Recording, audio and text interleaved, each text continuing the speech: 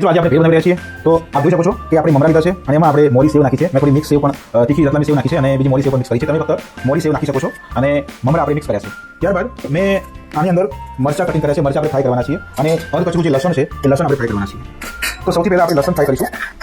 બરાબર ફ્રાય કરતો બધો. તો આ આપણે લસણ છે એક અધકચરું ફ્રાય કરવાનું છે અને ફ્રાય કરવા મૂકી દીધું છે. તો લસણ ફ્રાય થયા પછી આપણે મરચાં ફ્રાય કરવાના છે. તો હું હવે મરચાં એને ફ્રાય કરી રહ્યો છું.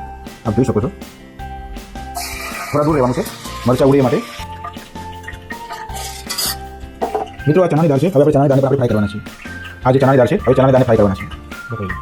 તો આપણે આ ચણાની દાળ પણ આપણે ફ્રાય કરવા મૂકી દીધી છે. હવે વઘાર માટે આપણે થોડુંક આપણે તેલ લઈશું. આપણે મીઠું મરચું હળદર તે આપણે એનો વઘાર કરવાનો છે. તો મિત્રો ચેનલમાં બન્યા રહેજો.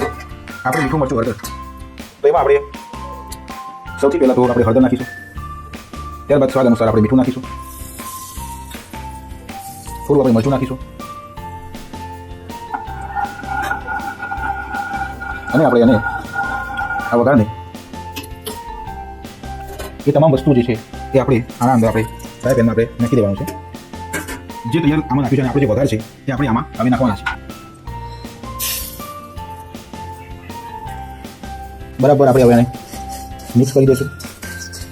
તો મિત્રો ડુંગળી ટામેટા સાથે આપણે ભેળ ખાઈ રહ્યા છીએ અને ઉપર ખજૂર આંબલીની ચટણી પણ આપણે નાખવાના છીએ.